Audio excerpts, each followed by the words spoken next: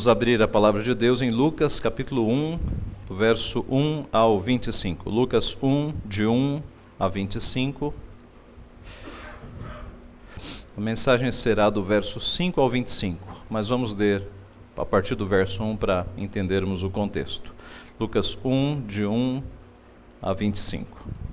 Visto que muitos houve que empreenderam uma narração coordenada dos fatos que entre nós se realizaram, conforme nos transmitiram os que desde o princípio foram deles testemunhas oculares e ministros da palavra, igualmente a mim me pareceu bem, depois de acurada investigação de tudo, desde a sua origem, dar-te por escrito, excelentíssimo Teófilo, uma exposição em ordem, para que tenhas plena certeza das verdades em que foste instruído. Nos dias de Herodes, rei da Judeia, houve um sacerdote chamado Zacarias, do turno de Abias. Sua mulher era das filhas de Arão e se chamava Isabel. Ambos eram justos diante de Deus, vivendo irrepreensivelmente em todos os preceitos e mandamentos do Senhor. E não tinham filhos, porque Isabel era estéril, sendo eles avançados em dias. Ora, aconteceu que, exercendo ele diante de Deus o sacerdócio, na ordem do seu turno, coube-lhe por sorte, segundo o costume sacerdotal, entrar no santuário do Senhor para queimar o incenso. E durante este tempo toda a multidão do povo permanecia da parte de fora, orando. E eis que lhe apareceu um anjo do Senhor em pé, à direita do altar de incenso. Vendo-o, Zacarias turbou-se e apoderou-se dele o temor. Disse-lhe, porém, um anjo: Zacarias, não temas, porque a tua oração foi ouvida. E Isabel, tua mulher, te dará à luz um filho, a quem darás o nome de João. Em ti haverá prazer e alegria, e muitos se regozijarão com seu nascimento, pois ele será grande diante do Senhor. Não beberá vinho, nem bebida forte, e será cheio do Espírito Santo, já do ventre materno. E converterá muitos dos filhos de Israel ao Senhor seu Deus, e irá adiante do Senhor no espírito e poder de Elias, para converter o coração dos pais aos filhos, converter os desobedientes à prudência dos justos, e habilitar para o Senhor um povo preparado. Então perguntou Zacarias ao anjo: Como saberei isto? Pois eu sou velho, e minha mulher avançada em dias. Respondeu-lhe o anjo: Eu sou Gabriel, que assisto diante de Deus, e fui enviado para falar-te e trazer-te estas boas novas. Todavia ficarás mudo, e não poderás falar até ao dia em que estas coisas venham a realizar-se, porquanto não acreditaste nas minhas palavras, as quais, a seu tempo, se cumprirão. O povo estava esperando a Zacarias e admirava-se de que tanto se demorasse no santuário. Mas, saindo ele, não lhes podia falar. Então entenderam que tivera uma visão no santuário, e expressava-se por acenos e permanecia mudo. Sucedeu que, terminados os dias de seu ministério, voltou para casa. Passados esses dias, Isabel, sua mulher, concebeu, e ocultou-se por 5 meses, dizendo: Assim me fez o Senhor, contemplando-me para anular o meu opróbrio perante os homens. Vamos orar. Pai Santo, nós te louvamos, Pai, pelo privilégio que tu nos dás de termos acesso à tua palavra e de sermos instruídos, edificados, enriquecidos por ela, Pai. Nós queremos te louvar, porque ela é de fato uma espada de 2 gumes que penetra no mais profundo do nosso ser. Te louvamos porque ela, ó Pai, é a rocha que esmiuça a penha. Te louvamos porque ela é poderosa para corrigir os nossos pensamentos, para mudar a nossa vida. Te louvamos porque ela é a tua palavra, é o Senhor falando conosco através dela. E pedimos mais uma vez a tua graça, Pai, que o Senhor use o ministro externo, que é limitado, que é falho, mas que o Senhor supra toda a sua necessidade a fim de que ele seja fiel e que, sobretudo, o Senhor use o ministro interno, o teu Santo Espírito, a aplicar a tua palavra, a clarear a nossa mente para que possamos entendê-la, Pai. É o que nós te pedimos humildemente e em nome de Jesus. Amém. Sabe aquelas ocasiões em que Deus parece estar em silêncio? Você ora, ora e a resposta não vem. É o emprego que não surge, é aquele namorado ou namorada jovem que você está pedindo e não aparece, é a sua saúde que não melhora, é a conversão daquele filho que você está há anos pedindo e ela não acontece. Momentos em que estamos orando, buscando ao Senhor, mas parece que Ele está em silêncio, parece que Ele não responde. Jó passou por isso. No seu livro, capítulo 30, verso 20, ele diz: clamo a Ti e não me respondes. Estou em pé, mas apenas olhas para mim. Davi também passou por isso. Salmo 13, 1. Até quando, Senhor? Esquecer-te-ás de mim para sempre? Até quando ocultarás de mim o teu rosto? É nestas horas que nós nos perguntamos: será que Deus está ouvindo? Será que Deus não me responderá? Até quando Ele se manterá em silêncio? O texto que nós lemos, primeiro texto do Novo Testamento, nos mostra Deus quebrando este silêncio em 3 situações. A primeira situação de quebra de silêncio que nós vemos aqui, Deus, é o silêncio quebrado na vida de um homem. O silêncio quebrado na vida de um homem.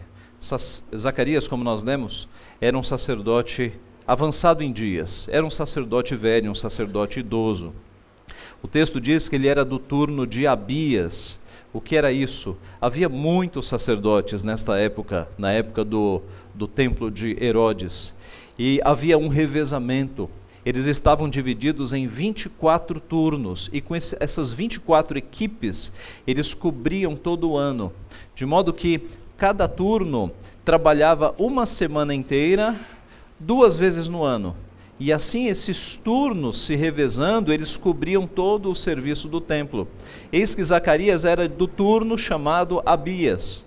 Os nomes eram antigos, os nomes foram resgatados do passado, mas era o nome que se dava a cada um dos turnos.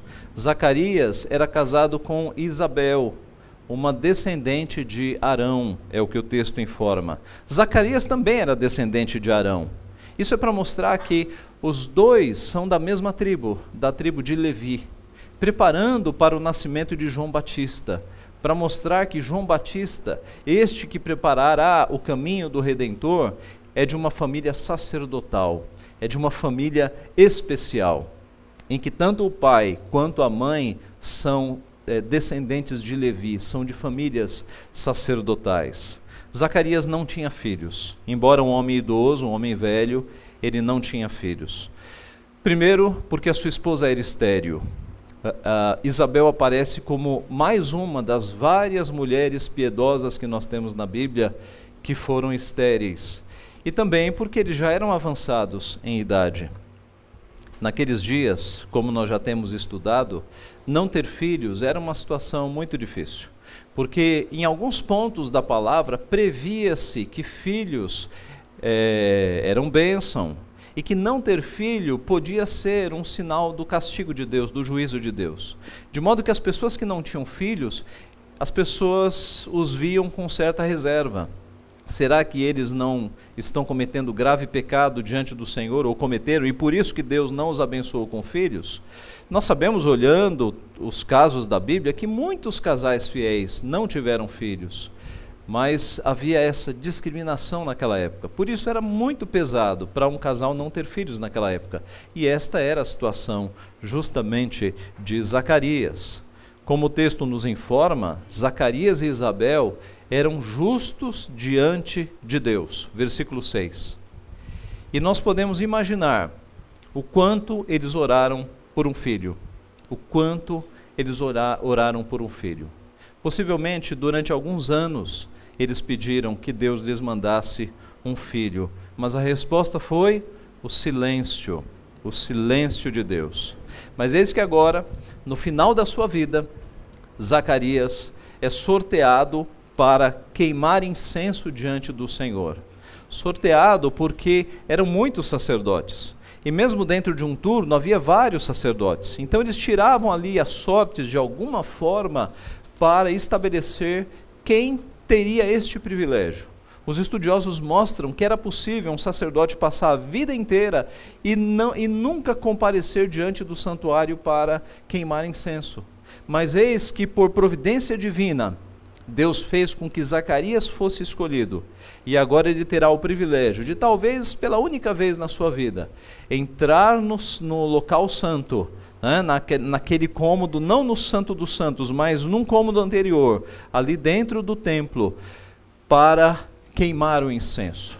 A cerimônia do incenso, de acordo com os estudiosos, era que ia um sacerdote ou um levita com as brasas, colocava as brasas, ia com um pote com brasas, colocava as brasas ali incandescendo no local do incenso, e o sacerdote conduzia o incenso e derramava sobre as brasas, e aí subia-se aquela fumaça, aquele aroma, aquela fragrância de incenso que tomava conta de todo o ambiente. Em Apocalipse, nós temos a comparação deste incenso com as orações dos filhos de Deus que vão para o Senhor. E não sem propósito, enquanto o sacerdote estava ali com seus ajudantes fazendo esta cerimônia, o povo ficava no pátio orando ao Senhor. O sacerdote saía dali, se dirigia ao povo e impetrava a bênção araônica, e assim o povo estava abençoado. Mas eis que neste dia Arão se demorou, porque esta era uma cerimônia rápida, mas eis que Zacarias se demorou, mas eis que neste dia houve uma demora e o povo estranhou. Por quê? Porque no momento em que Zacarias estava oficiando diante do Senhor, um anjo apareceu à direita do local de incenso e falou com Zacarias. Veja do verso 12 ao 17. No verso 11, um anjo do Senhor em pé à direita do altar de incenso. Verso 12, vendo Zacarias, turbou-se, apoderou-se dele o temor. Disse-lhe, porém, o anjo, Zacarias, não temas, porque a tua oração foi ouvida, e Isabel, tua mulher, te dará à luz um filho, a quem darás o nome de João.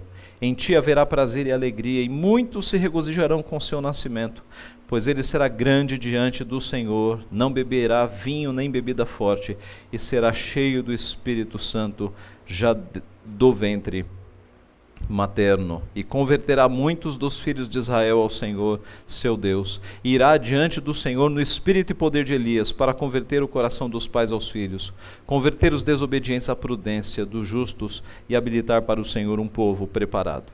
Zacarias não acreditou. No verso 18 nós temos esta informação. Zacarias pergunta, como saberei isto? Pois eu sou velho e a minha mulher avançada em dias. E por causa desta falta de fé é que o castigo virá sobre Zacarias. Do verso 19 ao 23 nós vamos ver o anjo se identificando, eu sou Gabriel, que assisto diante de Deus e fui enviado para falar-te e trazer-te estas boas novas. Todavia ficarás mudo e não poderás falar até o dia em que essas coisas venham a realizar-se. Meus irmãos, Zacarias de fato ficou mudo até o dia do nascimento do seu filho. Mas Deus rompeu o silêncio na vida de Zacarias. Paradoxalmente, Zacarias fica mudo, mas Deus não está mudo. Deus rompe o silêncio. E depois de muito tempo orando, buscando ao Senhor, Deus vai responder. Quando o anjo diz que Deus respondeu, ou Zacarias, não temas porque a tua oração foi ouvida, e Isabel, tua mulher, te dará à luz um filho, nós não sabemos exatamente qual era a oração de Zacarias. Se ele orava para ter um filho, ou se ele orava pela redenção de Israel, porque os dias eram maus. O fato é que a resposta vai abarcar seja qual for o pedido. Eu entendo que ele não orava apenas para que ele tivesse um filho, mas para que Israel fosse salvo, Israel visse a redenção, o Messias chegasse. Porque essa era a expectativa de todo homem e mulher piedosos naquela época. Havia a profecia de que o Messias viria. Há um estudioso que diz que a expectativa era tão concreta e tão palpável que quando uma moça ficava grávida, ela pensava, será que serei eu? a bem-aventurada, a dar à luz ao Messias, havia essa expectativa. Então, sendo este casal um casal piedoso, nós podemos imaginar que Zacarias pedia pela redenção de Israel. E eis que a resposta do Senhor vai atingir os dois pedidos. Será por meio de Zacarias e de Isabel que começará o processo da vinda do Messias. Virá primeiro um mensageiro, um homem fiel chamado João Batista, para preparar o caminho do Redentor. E Deus achou graça em Zacarias e Isabel e proporcionou a este casal piedoso, de idosos, que passaram a vida inteira servindo ao Senhor, o privilégio de ter no ventre aquele que será o preparador do caminho do Redentor. Então a oração foi atendida e abençoou a este casal. O silêncio foi quebrado na vida deste homem. Depois de tanto tempo orando, Deus quebra o silêncio e lhe dá o fruto do seu pedido. Irmãos, o mesmo aconteceu com Abraão, quando, numa situação muito parecida com Sara, os dois em velhice avançada, depois de uma vida inteira esperando por um filho, esperando pela promessa do Senhor, Deus lhes dá Isaque, quebra o silêncio e dá Isaque.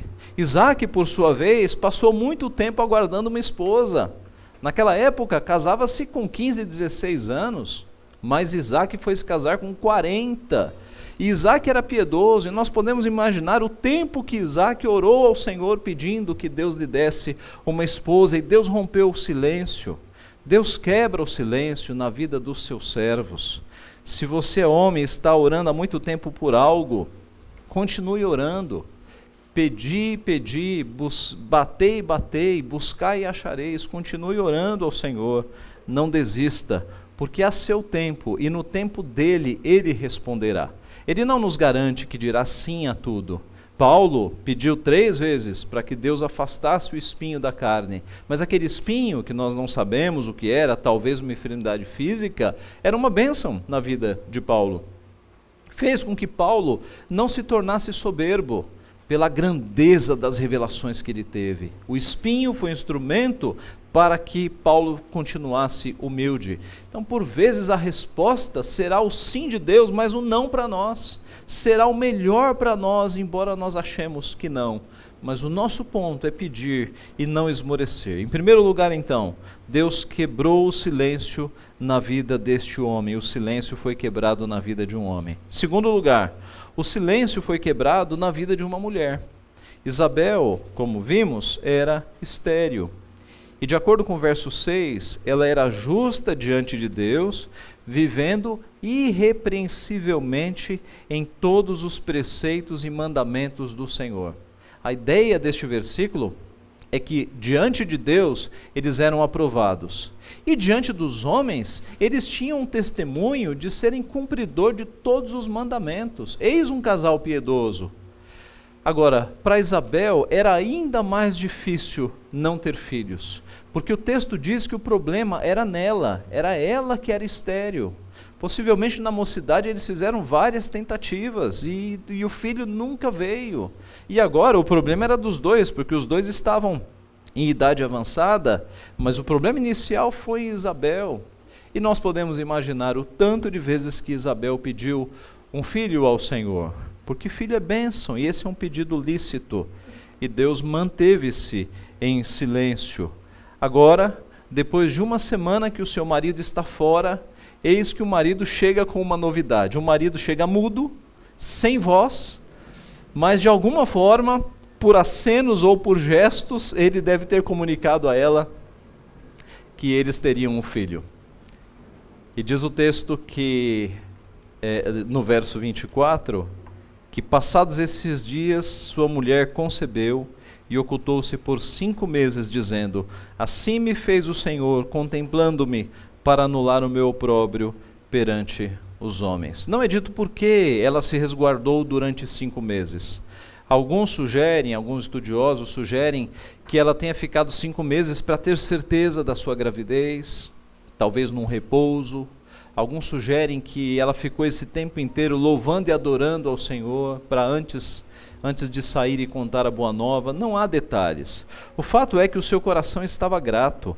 Verso 25, assim me fez o Senhor contemplando-me, para anular o meu opróbrio, a minha vergonha perante os homens, porque como vimos, era uma vergonha para a mulher não ter filhos naquela época, e eis que Deus rompeu o silêncio de anos, e agora, no final da sua vida, na velhice avançada, eis que Isabel terá o fruto do ventre, terá um filho. Irmãos, o mesmo aconteceu com mulheres piedosas na Bíblia. Aconteceu com Sara, que era estéril e avançada em dias, e Deus lhes deu Isaque. Aconteceu mesmo com Ana, mãe de Samuel, que chorando e derramando a sua alma perante o Senhor, ela recebeu um filho, recebeu Samuel. E aquilo que era mais importante na sua vida, nos parece, o mais importante era Deus, né? Mas aquilo que aos nossos olhos poderia ser o mais importante, que era um filho, quando ela recebeu, ela devolveu. Ela entregou para que ele crescesse no templo. E Deus então deu a ela e ao marido mais 5 filhos. E ela teve uma grande família, como diz a palavra, faz com que a estéril tenha filhos e seja alegre mãe de família. Irmãos, fora do período bíblico, nós temos tantos relatos na história. Talvez o mais impressionante seja o de Mônica, mãe de Agostinho. Mônica orou 33 anos pela conversão do seu filho. Mônica chorou durante 33 anos pela conversão do seu filho. Um historiador diz que Mônica derramou lágrimas em vida pelo filho, mais do que as mães derramavam lágrimas quando um filho morria. Ela orou a vida inteira para que o filho voltasse aos caminhos do Senhor. E era uma situação quase impossível. Agostinho tornou-se um imoral, seguiu religiões estranhas, e era devasso, imoral para valer. E Deus foi lá e o tirou do lamaçal e o trouxe para os seus caminhos. Grande esperança para nós, quando olhamos para familiares que não estão nos caminhos do Senhor, saber que Deus é poderoso para resgatar essas pessoas e trazer de volta. Deus quebra o silêncio na vida das suas servas. Se você, minha irmã, está orando há muito tempo por algo, não desista, continue orando. Deus nos responde, Deus quebra o silêncio na nossa vida. Não significa que Ele vai dizer sim a tudo, mas a resposta que Ele te der será o melhor para a tua vida, não tenha dúvidas quanto a isso. Então, em segundo lugar, o silêncio foi quebrado na vida de uma mulher. O primeiro é que foi quebrado na vida de um homem, o segundo, o silêncio foi quebrado na vida de uma mulher. O terceiro é o mais importante dos três. O silêncio foi quebrado na vida de um povo. O Novo Testamento começa depois de um silêncio de 400 anos. 400 anos de silêncio, em que Deus não levantou nenhum profeta, em que Deus parece se afastou de falar ao povo diretamente. É certo que Deus nunca se calou, a sua criação fala, os céus proclamam a glória de Deus e o firmamento anuncia as obras das suas mãos, Salmo 19. É certo também que havia o chamado eco da voz de Deus. A palavra de Deus havia sido escrita e ela ecoava. Mas durante 400 anos, 4 séculos, entre o último capítulo do Antigo Testamento, que nós lemos nesta manhã, e o primeiro capítulo do Novo Testamento, nós temos 4 séculos, várias gerações, mais de 10 gerações que ficaram sem uma voz, sem um anjo, sem uma visão, sem Deus falar diretamente. E depois deste silêncio enorme, em que parecia que Deus havia se afastado, eis que Deus fala de novo. E o texto que nós temos representa exatamente a quebra do silêncio. E é muito interessante que Deus fez uma quebra de silêncio, colocando como símbolo um homem em silêncio, um homem que ficou mudo, mas que não ficará em silêncio. Depois de 9 meses ele voltará a falar. Talvez para significar os 400 anos em que Deus ficou em silêncio, mas agora ele voltou a falar por meio de um anjo. Ele manda o próprio Gabriel, e Gabriel aparece aqui no Evangelho com missões muito importantes. Ele anuncia o precursor e anunciará o Messias daqui a pouco. É Gabriel que vai falar com Maria e com José. Deus manda o seu anjo principal, um dos anjos principais, para quebrar o silêncio e voltar a falar com o povo, voltar a cuidar do povo. Cumprindo a profecia de Isaías 9, o povo que andava em duras trevas, em obscuridade, voltará a ver a luz e se alegrará, como se alegram aqueles que estão na ceifa, na colheita. Não continuarão nas trevas, não continuarão no silêncio. Deus voltará a falar, e Ele o faz aqui neste texto. A mensagem deste anjo era toda especial, era o começo do processo da vinda do Messias, do Redentor. João Batista, filho de um casal de linhagem sacerdotal, virá e será um homem diferente, será um homem especial. Do verso 13 ao 17 nós já vemos, primeiro, ele receberá o nome de João, que é uma versão menor para Jeová é gracioso, Jeová é o Deus da graça. João vem anunciar que os tempos da graça, da misericórdia, voltaram diante do povo. O verso 14 diz que o seu nascimento será motivo de grande alegria, prefigurando a vinda do Messias. No verso 15 diz que ele será especial, ele não beberá bebida forte nem vinho e será cheio do Espírito Santo. Parece aqui o voto de nazereado, o voto de Nazireu, do qual, por exemplo, Sansão fez parte, mas o voto de Nazireu incluía não cortar cabelos. Então os estudiosos olham e falam, não é voto de Nazireu, porque nada é dito quanto a não cortar cabelos.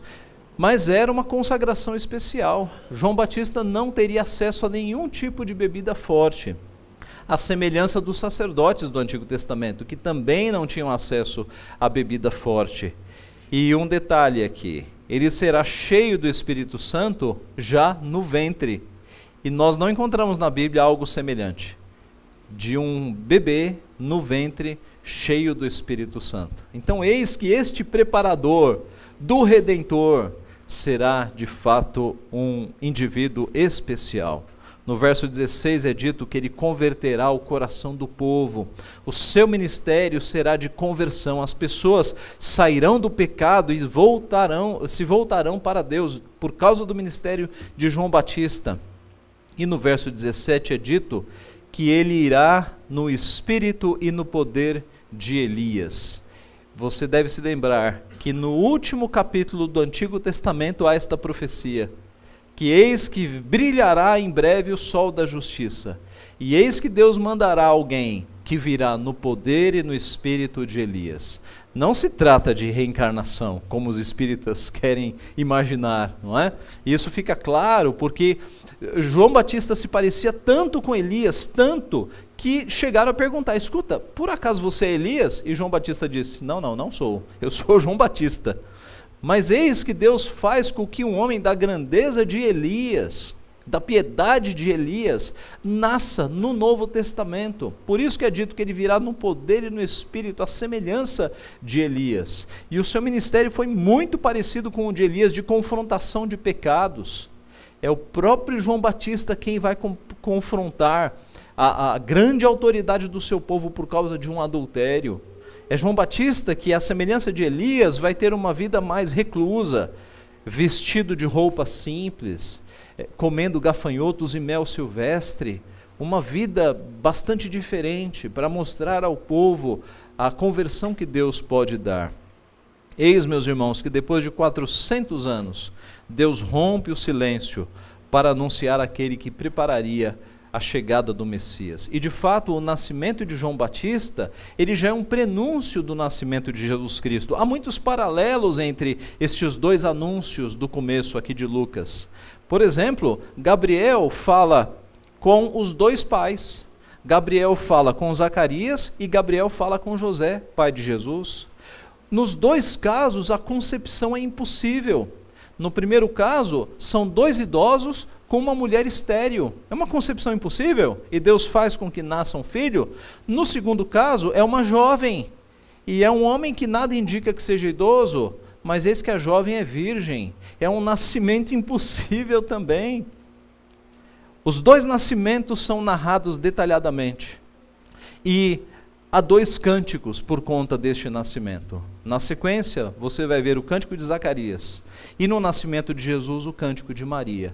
Então, olhando para João Batista, nós já vemos o prenúncio do Messias que virá, daquele que ele está anunciando. Irmãos, concluindo, sabe aquelas ocasiões em que Deus parece estar em silêncio? Em que você ora e parece que ele não responde? Ora, outros servos e outras servas do passado passaram por isso, mas não ficaram sem resposta. Deus rompeu o silêncio, Deus respondeu, não no nosso tempo, que é imediatista, mas no tempo do Senhor. Confie no Senhor, espere no Senhor. Ele não se esquece dos seus filhos. Quando você tiver provações difíceis e parecer que Deus está longe, lembre-se que geralmente, na hora da prova, o professor fica em silêncio, geralmente. E lembre-se que Zacarias significa Deus se lembra. O nome Zacarias significa Deus se lembra. E Deus se lembrou.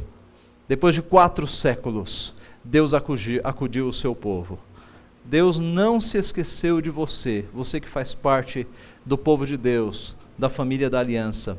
Na hora dele, ele vai te responder. Profeta Isaías 49:15. Acaso pode uma mulher esquecer-se do filho que ainda mama? De sorte que não se compadeça do filho do seu ventre? Mas ainda que esta viesse a se esquecer dele, eu todavia não me esquecerei de ti.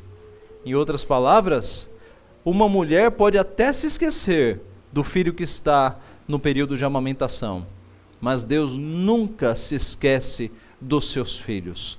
As nossas orações nunca são lançadas por terra. Deus está ouvindo, Deus está recebendo, Deus está acolhendo, e na hora dele, no tempo dele, ele responderá. Pastor, e enquanto não vem a resposta, o que eu devo fazer? Devo me desesperar? Devo sair da igreja, abandonar os caminhos do Senhor? Ora, um bom exemplo disso nós temos em Zacarias e Isabel. Eles passaram uma vida inteira buscando ao Senhor. Mesmo no silêncio, eles buscaram ao Senhor. Eles, no versículo 6, foram irrepreensíveis. Eles eram justos diante de Deus e viviam irrepreensivelmente em todos os preceitos e mandamentos do Senhor. Então, quando você estiver orando por algo específico e achar que Deus está em silêncio, não se desespere, não se revolte, não reclame, não murmure. Siga o exemplo de Zacarias e Isabel. Continue sendo justo diante do Senhor. Continue andando irrepreensivelmente diante dos homens, obedecendo e cumprindo os mandamentos e os preceitos do Senhor, dando um bom testemunho, que o Senhor lá de cima, que te vê, te abençoará e te dará a resposta. Irmãos, texto belíssimo. Eis que 400 anos de silêncio foram quebrados, e agora o Redentor virá. Que Deus assim nos abençoe. Amém.